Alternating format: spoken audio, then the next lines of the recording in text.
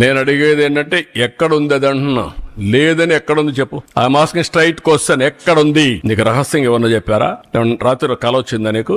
నువ్వు నమ్ముకున్న దేవుడు చెప్పాడా? What are you talking? అన్నారు కాదు. ఇదిగో వాళ్ళు వేసినటువంటి సిట్ రిపోర్ట్ లో 20వ పేజీలో ఒక చిన్న లైన్ ఏంటంటే, the absence of cholesterol in the samples also suggest that the chances for presence of టాలో, lord and fish oil are very low.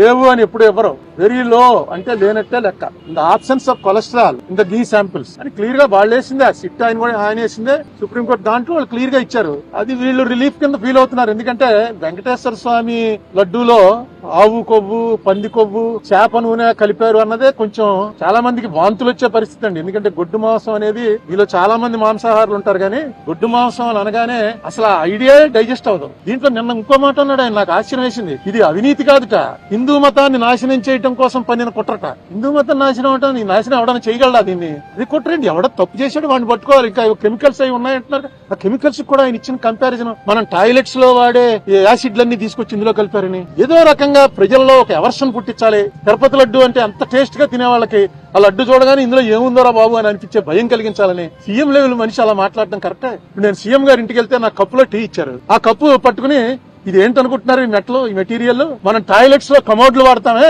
ఆ కమోడ్ మెటీరియల్ తోటి కప్పు తయారు చేసే కప్పులో ఇచ్చారు. నిజమే, అది కమోడ్ తో పోల్చడం ఏంటి? పింగాణితో అనేక రకాలు తయారవుతాయి, కమోడ్ తో పోలుస్తారా ఎవడన్నా? ఇది బ్లాస్ఫమీ అవుతుంది. బ్లాస్ఫమీ అంటే దైవ ద్రోహం. జగన్ క్రిస్టియన్ కాబట్టి క్రిస్టియన్స్ అందరూ కూడా వెంకటేశ్వర స్వామికి యాంటీ అయిపోయారా?